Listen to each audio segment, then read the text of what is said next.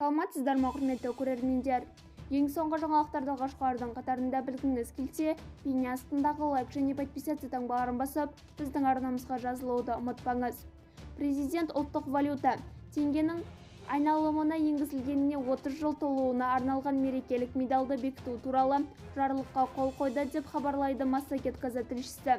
Жаңа пайда болған мерекелік медалды мына лауазымдағы тұлғалар президенттің атынан табыстай алады: Ұлттық банк төрағасы, Ұлттық банк төрағасының орынбасарлары, Ұлттық банк филиалдарының, Ұлттық банк Алматы қаласындағы тұрақты өкілдігінің және Ұлттық банк ұйымдарының бірінші басшылары, Ұлттық банктың төрағасы айқындайтын уәкілетті тұлғалар. Бұл медалмен теңгенің және қаржы жүйесінің дамуы және нығаюына, мемлекетіміздің қалыптасуына және әлеуметтік-экономикалық дамуына елеулі үлес қосқан ел және шетел азаматтары марапатталады. Бізді бақылауды жалғастырыңыз.